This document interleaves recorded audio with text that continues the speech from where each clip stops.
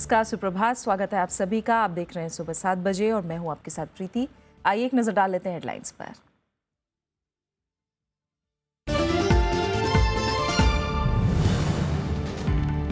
जम्मू कश्मीर में सरकार गठन पर असमंजस। सोनिया गांधी और महबूबा मुफ्ती की मुलाकात के बाद सियासी अटकलों को कांग्रेस ने किया खारिज। बीजेपी को गठबंधन जारी रहने का भरोसा।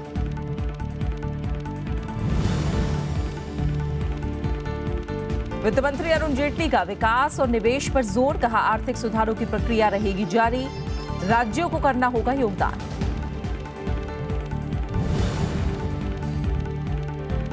उपराष्ट्रपति मोहम्मद हामिद अंसारी ने वैज्ञानिक सोच को बढ़ावा देने की बताई जरूरत। कहा, तर्कहीन विश्वासों की वजह से असहनशीलता। राज्यसभा टीवी के नए लुक का अनावरण। अरब लीग की आपात बैठक में सऊदी दूतावास पर हमले की निंदा। ईरान पर क्षेत्र में सुरक्षा संकट पैदा करने का आरोप। ईरान ने कहा, सीरिया शांति वार्ता को नुकसान पहुंचाने की कोशिश।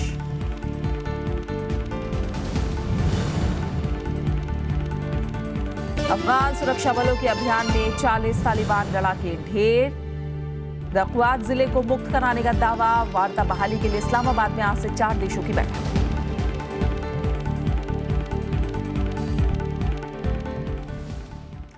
जम्मू कश्मीर में नई सरकार के गठन के संशय के बीच रविवार को कांग्रेस अध्यक्ष सोनिया गांधी और नितिन गडकरी ने शोक जताने के लिए पीडीपी नेता महबूबा मुफ्ती से मुलाकात की। हालांकि कांग्रेस और बीजेपी इस मुलाकात का कोई राजनीतिक मतलब नहीं निकालने की बात कह रहे हैं, लेकिन सरकार गठन में देरी के चलते अटकलबाजी तेज हो गई है। जम्मू कश्मीर के मुख्यमंत्री रहे मुफ्ती मोहम्मद सईद के निधन पर शोक जताने के लिए रविवार को कई नेता घाटी पहुंचे। कांग्रेस अध्यक्ष सोनिया गांधी ने पीडीपी अध्यक्ष महबूबा मुफ्ती से मुलाकात की और अपनी शोक संवेदना प्रकट की, लेकिन इस 20 मिनट की मुलाकात को राजनीतिक रूप से महत्वपूर्ण माना जा रहा है। वहीं केंद्र सरकार की ओर से केंद्रीय परिवहन मंत्री नितिन गडकरी भी महबूबा मुफ्ती के आवास पर पहुंचे। उन्होंने भी मुफ्ती मोहम्मद सईद के निधन पर शोक प्रकट किया। इस मौके पर उन्होंने कहा कि ये राजनीति पर बात करने का समय नहीं है। राजनीतिक चर्चा करने का दिन आज का नहीं है। मैं राजनीतिक चर्चा करने के लिए आया नहीं हूं। मैंने भारत सरकार की ओर से और भारतीय जनता पार्टी की ओर से जो उनको एक प्रकार से जो घटना इसको होने के बाद उनको मिलकर हमने आज के दिन में उनको एक अल्लाह उनको ताकत दे ये सब सहन करने की, और हमारी शक्ति सब उनके साथ रहेगी। इन मुलाकातों के बीच जम्मू कश्मीर के पूर्व उप मुख्यमंत्री निर्मल सिंह ने उम्मीद जताई है कि बीजेपी का पीडीपी के साथ गठबंधन कायम रहेगा। पीडीपी की सहयोगी बीजेपी ने मुफ्ती मोहम्मद सईद के निधन के बाद अभी तक मुख्यमंत्री पद के लिए महबूबा को औपचारिक समर्थन नहीं जताया है। उधर महबूबा मुफ्ती को भी सरकार बनाने की जल्दी नहीं दिख रही है। पार्टी का कहना है कि अभी सरकार बनाने को लेकर अंतिम फैसला नहीं हुआ है। कांग्रेस 2002 से 2008 के बीच पीडीपी के साथ जम्मू कश्मीर की सत्ता में साझेदारी कर चुकी है। ऐसे में सोनिया गांधी के कश्मीर पहुंचकर महबूबा से मुलाकात करने को अहम माना जा रहा है। Bureau report, Rajya Sabha TV. और ज्यादा जानकारी के साथ हमारे संवाददाता अखिलेश सुमन हमारे साथ जुड़े हैं, अब उनका रुख करेंगे। अखिलेश, अब तक नई सरकार को लेकर तस्वीर बहुत साफ मानी जा रही थी, लेकिन अचानक संशय बरकरार होता दिख रहा है। कितना राजनीतिक परिदृश्य बदला है? देखिए प्रीति, जिस समय पीडीपी और बीजेपी संयुक्त सरकार बनाने वाले थे, उस समय भी कांग्रेस और इवन नेशनल कॉन्फ्रेंस की तरफ से प्रयास हो रहे थे कि कांग्रेस, पीडीपी और नेशनल कॉन्फ्रेंस मिलकर सरकार बना ले। लेकिन उस समय वो स्थिति नहीं थी। मुफ्ती मोहम्मद सईद ने चुना बीजेपी को। लेकिन आज जब महबूबा मुफ्ती नेतृत्व में आने वाली है, महबूबा मुफ्ती को पीडीपी ने एक तरीके से समर्थन दे दिया है कि वही होंगी नेता, तो महबूबा मुफ्ती अपने टर्म पर बीजेपी के साथ अलायंस करना चाहती है, वो पुराने टर्म पर नहीं करना चाहती। और जो खबरें मिल रही हैं हमें, उसमें यह है कि वो डिप्टी सीएम नहीं चाहती कि निर्मल सिंह रहे या बीजेपी का कोई रहे डिप्टी सीएम। जैसे कि मुफ्ती मोहम्मद सईद के समय डॉक्टर निर्मल सिंह थे डिप्टी पीएम बीजेपी की तरफ से। पीडीपी जो अंदरूनी सूत्र बता रहे हैं, वो पीडीपी चाह रही है कि कोई डिप्टी सीएम ना बने। उसके अलावा पीडीपी यह भी चाह रही है कि जो विवादास्पद मुद्दे, जो संवेदनशील मुद्दे जो उठाए जाते हैं बीजेपी के द्वारा, बीजेपी के कार्यकर्ताओं द्वारा यदा कदा, उस मुद्दों को नहीं उठाया जाए, जिससे कि जम्मू कश्मीर में जो पीडीपी की एक स्थिति है, जो पीडीपी की को माना जाता है कि पीडीपी एक तरीके से जो वहाँ रेडिकल और जो मॉडरेट हैं उनके बीच की ताकत मानी जाती है। पीडीपी की स्थिति वहां खराब होती है। इसलिए ये दो बहुत ही अहम मुद्दे हैं।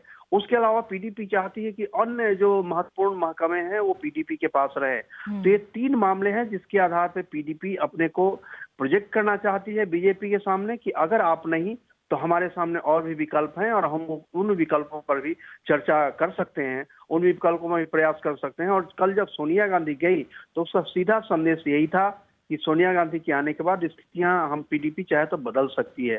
तो मुझे लगता है कि सरकार बनाने में जो पीडीपी की तरफ से देरी हो रही है वह इन्हीं कारणों से हो रही है। बिल्कुल। और अभी विधायक दल का नेता चुने जाने की औपचारिकता भी बाकी है पीडीपी की तरफ से। अखिलेश, जो हालात फिलहाल बन रहे हैं, क्या माना जाए साफ तौर पर बीजेपी इस समय बैकफुट पर है? और किस तरह की चुनौतियां महबूबा मुफ्ती के सामने इस चुनाव को लेकर आने वाली हैं? देखिए, बीजेपी बैकफुट पे नहीं कह सकते। बीजेपी के हाथों में सेंटर में पावर है। तो बीजेपी पिछली बार भी बीजेपी लग रहा था कि बीजेपी बैकफुट पे है, लेकिन अंततः पीडीपी और बीजेपी की सरकार बनी। इस बार महबूबा मुफ्ती मानी जाती है कि महबूबा मुफ्ती थोड़ा ज्यादा हार्डलाइनर है उस मामले में। तो महबूबा मुफ्ती हार्डलाइनर के रूप में बार्गेन कर रही हैं और उस बार्गेनिंग में वो चाहती है, जो उनका मुख्य प्रयास यह है कि डिप्टी सीएम कोई न बने। यह उनका मुख्य प्रयास है कि वह नहीं, क्योंकि मुफ्ती मोहम्मद सईद के निधन के बाद बीजेपी थोड़ी देर के लिए चुप हुई थी, लेकिन उसके बाद बीजेपी ने तुरंत संदेश दे दिया था कि जो पीडीपी का नेता चुना जाएगा उसको हम मानेंगे और महबूबा मुफ्ती के बारे में उनको कोई परेशानी नहीं है। तो निश्चित तौर पे पीडीपी ने एक तरीके से दबाव बना दिया है। अब आगे आने वाले दिनों में देखना होगा कि बीजेपी किस तरह से महबूबा मुफ्ती को मैनेज कर पाती है, क्योंकि महबूबा मुफ्ती मोहम्मद सईद की तरह उनका अनुभव नहीं है। वो कश्मीर की राजनीति में ही हमेशा रही हैं, तो उन्हें एक बहुत बड़ा परिदृश्य पता नहीं है। तो इस हिसाब से हो सकता है महबूबा मुफ्ती के कारण बीजेपी को थोड़ी देर के लिए सख्ती का सामना करना पड़े। बिल्कुल। अखिलेश, बहुत बहुत शुक्रिया आपका हमारे साथ जुड़ने के लिए और इस तमाम बातचीत के लिए। और जम्मू कश्मीर के बाद अब कुछ और खबरों की बात करेंगे। कांग्रेस ने पूर्व केंद्रीय मंत्री मनीष तिवारी के फौज के दिल्ली कूच करने से जुड़े बयान को गलत करार दिया है। मनीष तिवारी ने दावा किया था कि 2012 में यूपीए सरकार का तख्ता पलट करने की कोशिश हुई थी, लेकिन बाद में मनमोहन सिंह सरकार ने भी इस खबर का खंडन किया था। लेकिन इस बीच वाम दलों के साथ जेडीयू ने भी 2012 की इस घटना की पड़ताल की जरूरत बताई है। पूर्व केंद्रीय मंत्री मनीष तिवारी के बयान को कांग्रेस ने खारिज कर दिया है। मनीष तिवारी ने 2012 में फौज की टुकड़ी के दिल्ली कूच करने की खबर को सही बताया था। इस बीच कांग्रेस ने मनीष तिवारी के बयान से पल्ला झाड़ते हुए कहा कि वो आधिकारिक रूप से पार्टी के प्रवक्ता नहीं है। कांग्रेस ने एक बार फिर इंडियन एक्सप्रेस अखबार में छपी खबर को गलत बताया।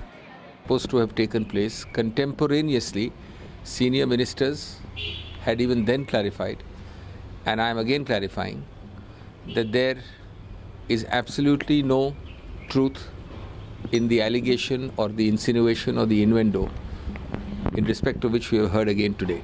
मनीष तिवारी ने शुक्रवार को दिल्ली में एक कार्यक्रम में कहा था कि 2012 में फौज की टुकड़ियां दिल्ली की तरफ बढ़ी थी और इस बारे में इंडियन एक्सप्रेस अखबार की खबर सही थी। Time I used to serve on the Standing Committee of Defence, and it's unfortunate, but the story was true. Manish Tiwari के बयान को तत्कालीन सेना अध्यक्ष और वर्तमान में विदेश राज्य मंत्री जनरल वीके सिंह ने गलत बताया है। ऐसा करिए, मनीष तिवारी जी के पास आजकल कुछ काम नहीं है, उनको बोले मेरी एक किताब है उसको पढ़ लेंगे, अपने आप सब खुलासा हो जाएगा। लेकिन इस सब के बावजूद तत्कालीन इंडियन एक्सप्रेस के संपादक रहे शेखर गुप्ता अखबार की खबर की सच्चाई पर कायम है, तो वहीं वाम दलों के साथ जेडीयू ने इसकी जांच की जरूरत बताई है। वीके सिंह को तुरंत पद से हटाना चाहिए और एक हाई पावर कमेटी बनाई जानी चाहिए जो उस समय के घटनाक्रम की भी और ऐसे भविष्य में किसी संभावनाओं की भी जांच करे। दरअसल साल 2012 में इंडियन एक्सप्रेस अखबार ने दावा किया था कि सरकार की इजाजत के बिना सेना की 2 टुकड़ियां दिल्ली की तरफ बढ़ी थी। मनीष तिवारी ने दावा किया कि उस वक्त वो रक्षा मंत्रालय की स्टैंडिंग कमेटी के सदस्य थे और इसी दौरान उन्हें इसका पता चला। रविंद्र सिंह शरण, राज्यसभा टीवी। हिमाचल प्रदेश के मुख्यमंत्री वीरभद्र सिंह ने जम्मू कश्मीर से सटे चंबा में आईटीबीपी की तैनाती की फिर से जरूरत बताई है। वीरभद्र सिंह ने कहा है कि जम्मू कश्मीर से आतंकियों की घुसपैठ की आशंका के मद्देनजर चंबा जिले के साथ साथ पूरे राज्य की सुरक्षा के लिए ऐसा ही किया जाना जरूरी है। मुख्यमंत्री वीरभद्र सिंह ने इस बारे में केंद्र सरकार को चिट्ठी भी लिखी है। उन्होंने लिखा है कि चंबा को सॉफ्ट टारगेट की तरह घुसपैठ के लिए इस्तेमाल करने की आशंका है। चंबा में साल 2012 तक आईटीबीपी की तैनाती थी, लेकिन उसे बाद में वहां से हटा लिया गया। जम्मू कश्मीर के डोडा और कठुआ से सटी सीमा पर आईटीबीपी की 24 पोस्ट थीं, जिसमें 2012 तक 9 में आईटीबीपी तैनात थी। आतंकियों ने सीमावर्ती इलाके में 1998 में 32 लोगों की हत्या कर दी थी, जिसके बाद तैनाती की गई थी। फिलहाल यहां राज्य पुलिस की तैनाती है। I stand by my earlier demand because that Chamba border with Kashmir is a very vulnerable border. This border is very vulnerable. You see? Because anybody entering from their side can come behind us. वित्त मंत्री अरुण जेटली ने कहा है कि सरकार का focus आर्थिक सुधारों पर है। विशाखापट्टनम में उन्होंने कहा कि पिछले कुछ महीनों में जो आर्थिक सुधार रह गए हैं, अब उन पर तेजी से आगे बढ़ा जाएगा। दरअसल सरकार की तमाम कोशिशों के बावजूद जीएसटी बिल पारित नहीं हो सका है। इस मसले पर पिछले दिनों संसदीय कार्य मंत्री एम वेंकैया नायडू ने कांग्रेस अध्यक्ष सोनिया गांधी से भी मुलाकात की थी। इस बीच कांग्रेस ने आरोप लगाया कि बीजेपी के अंदरूनी खींचतान की वजह से बिल अटका है। Some of our reforms which we missed out on in the last few months have to be pursued with a single-minded focus. We can't afford a change in direction. Gujarat chief minister और economic उनका जो finance minister इस bill के खिलाफ है। वही हालात हैं जो गुजरात मुख्यमंत्री जब थे मोदी जी, वो भी अपोज थे। तो इनका इंटरनल लड़ाई जब तक सॉल्व नहीं करेगा, जीएसटी बिल पास नहीं हो सकता। ऑड इवन फॉर्मूले पर दिल्ली हाईकोर्ट ने आज फैसला सुना सकता है। इससे पहले शुक्रवार को हाईकोर्ट ने इस मामले पर फैसला सुरक्षित रख लिया था। सुनवाई के दौरान दिल्ली सरकार ने दलील दी कि ऑड इवन फॉर्मूले का सकारात्मक असर दिखा है और इसे 1 हफ्ते बढ़ाने की बात कही है। इस बीच दिल्ली में 15 तारीख के बाद ऑड इवन फॉर्मूले के जारी रहने के कयासों पर रोक लगाते हुए परिवहन मंत्री गोपाल राय ने पहले 1 जनवरी से 15 जनवरी के बीच आने वाले नतीजों और सभी पहलुओं की समीक्षा करने की बात कही है। उन्होंने कहा कि सरकार इस योजना पर गंभीरता से विचार कर रही है। दरअसल शुक्रवार को हाईकोर्ट में दिल्ली सरकार ने कहा था कि जरूरत पड़ने पर तय अवधि के बाद भी इस नियम को आगे बढ़ाया जा सकता है। फिलहाल दिल्ली में प्रदूषण कम करने के लिए इस नियम को आगे बढ़ाए जाने के आसार नहीं हैं। और खबरें लगातार जारी हैं, आप बने रहिए हमारे साथ। हम लौट रहे हैं एक छोटे से ब्रेक के बाद।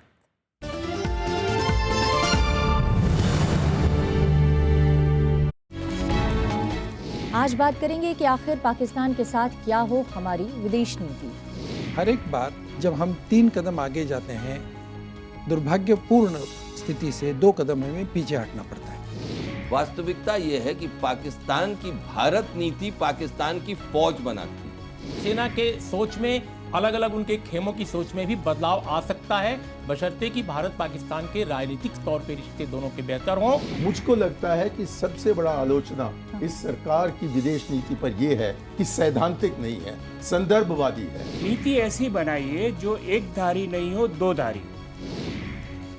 देखिए सरोकार सिर्फ राज्यसभा टीवी पर।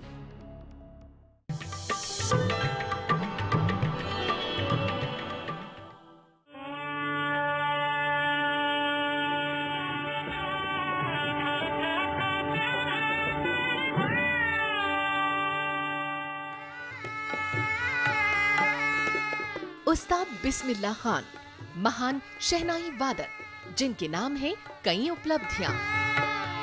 कांस कलो महोत्सव में शहनाई वादन को दी नई बुलंदियां।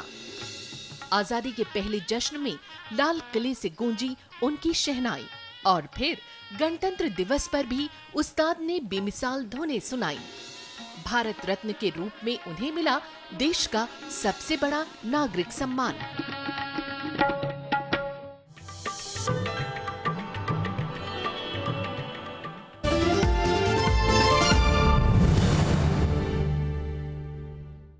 उपराष्ट्रपति मोहम्मद हामिद अंसारी ने कहा है कि नागरिकों में वैज्ञानिक सोच को बढ़ावा देने की जरूरत है और इसके लिए शिक्षा व्यवस्था के साथ जनसंचार माध्यमों की भूमिका बेहद अहम हो सकती है। उन्होंने रविवार को दिल्ली के विज्ञान भवन में राज्यसभा टीवी के नए लुक को लॉन्च करने के मौके पर यह बात कही। कई वैज्ञानिकों की मौजूदगी में उपराष्ट्रपति ने वैज्ञानिकों के साक्षात्कार पर आधारित 2 पुस्तकों का भी अनावरण किया। उपराष्ट्रपति मोहम्मद हामिद अंसारी ने रविवार को राज्यसभा टीवी के नए लुक का अनावरण किया। विज्ञान भवन में हुए कार्यक्रम में उन्होंने विज्ञान से जुड़ी 2 किताबों का लोकार्पण भी किया। ये किताबें मोमेंट्स ऑफ यूरेका और साइंटिफिकली योर्स हैं, जो राज्यसभा टीवी के कार्यक्रम यूरेका में आए वैज्ञानिकों के साक्षात्कार पर आधारित है। The future belongs to nations with brains and not with guns. We need to transform nuclear energy to a level where it is immune to any disaster syndrome. उपराष्ट्रपति ने समाज में अंधविश्वास और कुरीतियों पर चिंता जताई और वैज्ञानिक सोच को बढ़ावा देने की वकालत की। Based on these dubious foundations, irrational faiths and beliefs based on unscientific prejudices and habits still persist. There is intolerance of criticism and questioning. It is ironical that the latest information technology tools are used for propagation of anti-science beliefs. उपराष्ट्रपति ने वैज्ञानिक अभिरुचि पर जोर दिया। उन्होंने विज्ञान को जन जन तक पहुंचाने के लिए खास चैनल की जरूरत भी बताई। It is strange that in an India committed to modernity, we have a large number of faith or tradition-based television channels, but none, I repeat none, exclusively devoted to science or science-mindedness. उपराष्ट्रपति ने विकास के लिए ज्ञान आधारित समाज को जरूरी बताया। उन्होंने कहा कि साइंटिफिक टेम्पर संविधान की देन है। देश के पहले प्रधानमंत्री पंडित जवाहरलाल नेहरू ने भी इसी की वकालत की थी। कार्यक्रम में कई मशहूर वैज्ञानिकों ने भी शिरकत की। Bureau report, Rajya Sabha TV. जाने माने वैज्ञानिक प्रोफेसर आर वेंकटरमन रामकृष्णन ने कहा है कि विज्ञान को भारतीय भाषाओं को बढ़ावा देना बहुत जरूरी है। प्रोफेसर आर वेंकटरमन ने राज्यसभा टीवी के नए लुक की लॉन्चिंग के अवसर पर विज्ञान भवन में आयोजित सेमिनार को संबोधित कर रहे थे। आज़ादी के बाद से विज्ञान और तकनीक के क्षेत्र में उल्लेखनीय प्रगति के बावजूद भारत में विज्ञान आम लोगों के बीच बहुत लोकप्रिय विषय नहीं है। नोबेल पुरस्कार से सम्मानित प्रोफेसर आर वेंकटरमन रामकृष्णन के मुताबिक इसकी बड़ी वजह है देश में विज्ञान भारतीय भाषाओं में नहीं पढ़ाया जाता। Professor R Venkataraman scientific temper विषय पर राज्यसभा टीवी द्वारा आयोजित सेमिनार में बोल रहे थे। India needs to produce many more textbooks. They need to produce good textbooks that are scientifically based in vernacular languages. There are many languages in India, and students will be most comfortable in their mother tongue.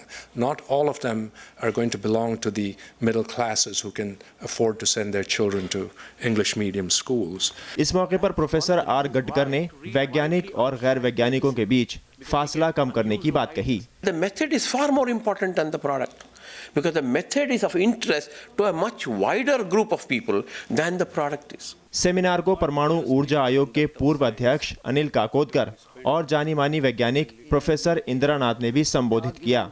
Bureau report, Rajya Sabha TV.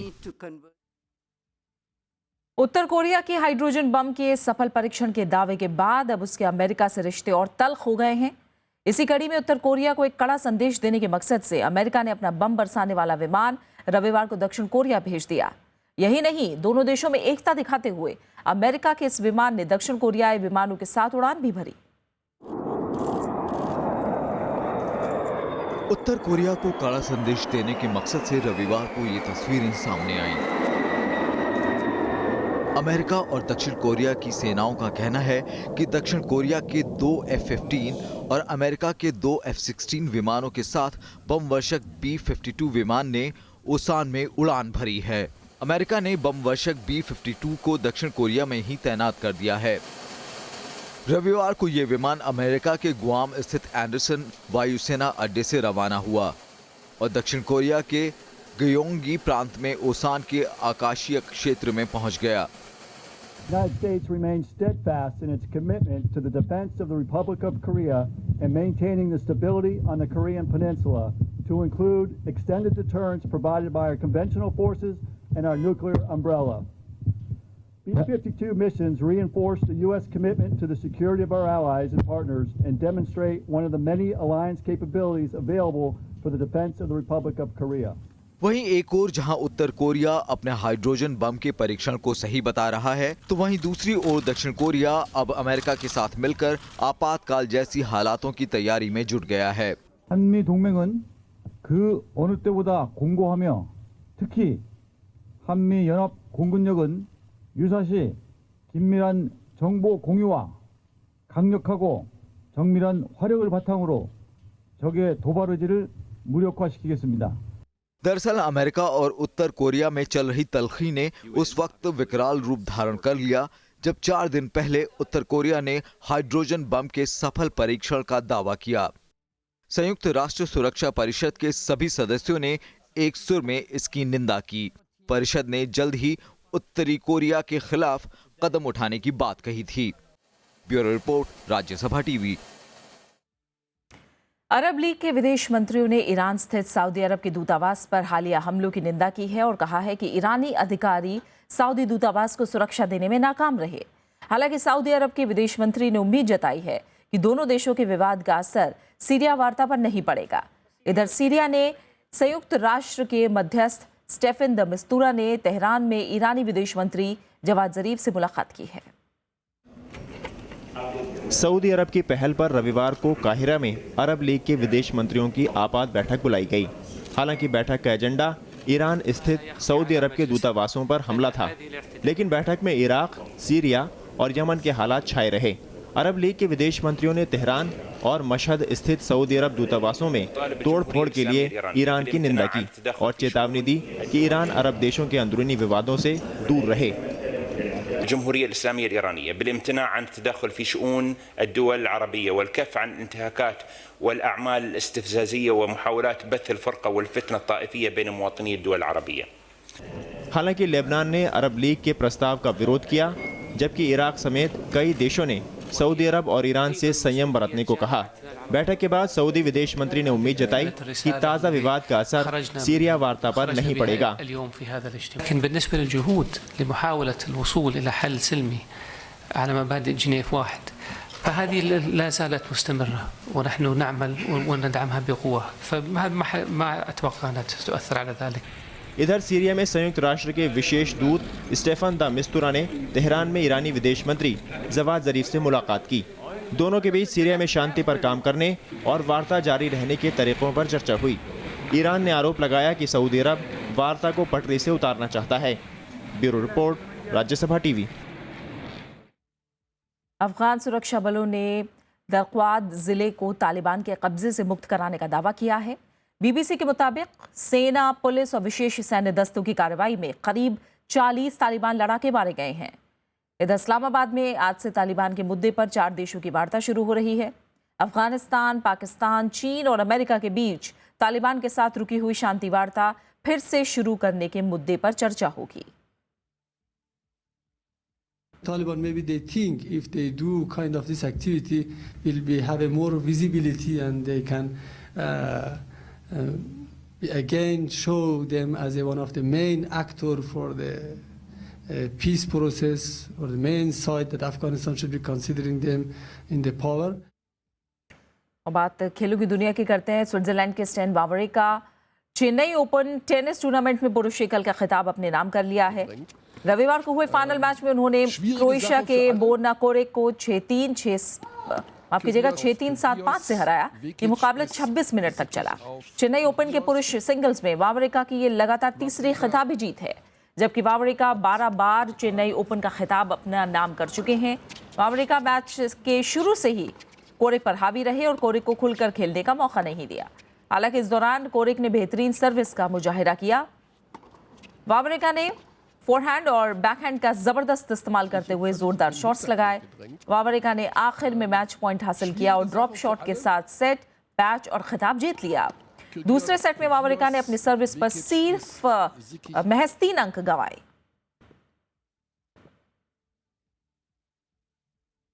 देश के दूसरे प्रधानमंत्री लाल बहादुर शास्त्री की आज पुण्यतिथि है।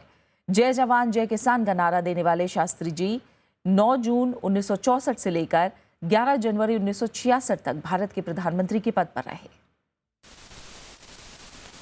जय जवान जय किसान का नारा देने वाले देश के दूसरे प्रधानमंत्री लाल बहादुर शास्त्री का जन्म 2 अक्टूबर 1904 को उत्तर प्रदेश के मुगल सराय में हुआ था। उनकी हाई स्कूल और उच्च शिक्षा काशी विद्यापीठ में हुई। यहीं से उन्हें शास्त्री की उपाधि मिली। संस्कृत में स्नातक होने के बाद शास्त्री जी भारत सेवक संघ में शामिल हो गए। यहीं से उनका राजनीतिक सफर शुरू हुआ। आजादी के आंदोलन में शास्त्री जी ने सक्रियता से हिस्सा लिया। उन्होंने हमेशा किसानों के हितों की बात की। देश के पहले प्रधानमंत्री पंडित जवाहरलाल नेहरू के मंत्रिमंडल में उन्होंने कई मंत्रालयों में अहम भूमिका निभाई। पंडित जी के निधन के बाद उन्हें देश का प्रधानमंत्री बनाया गया। 1965 में पाकिस्तान हमले के वक्त जय जवान जय किसान का नारा लोगों में एकजुटता की मिसाल बन गया। पाकिस्तान के साथ ताशकंद समझौता उनके कार्यकाल का सबसे अहम फैसला था। इसी समझौते के बाद 11 जनवरी 1966 को उनका निधन हो गया। Bureau report, Rajya Sabha TV. और इसी के साथ फिलहाल इस बुलेटिन में इतना ही। आखिर में एक नजर हेडलाइंस पर। जम्मू कश्मीर में सरकार गठन पर असमंजस, सोनिया गांधी और महबूबा मुफ्ती की मुलाकात के बाद सियासी अटकलों को कांग्रेस ने किया खारिज, बीजेपी को गठबंधन जारी रहने का भरोसा। वित्त मंत्री अरुण जेटली का विकास और निवेश पर जोर, कहा आर्थिक सुधारों की प्रक्रिया रहेगी जारी, राज्यों को करना होगा योगदान।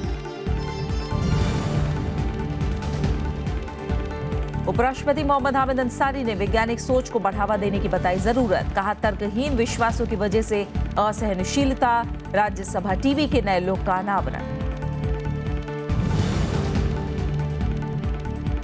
अरब लीग की आपात बैठक में सऊदी दूतावास पर हमले की निंदा, ईरान पर क्षेत्र में सुरक्षा संकट पैदा करने का आरोप, ईरान ने कहा सीरिया शांति वार्ता को नुकसान पहुंचाने की कोशिश।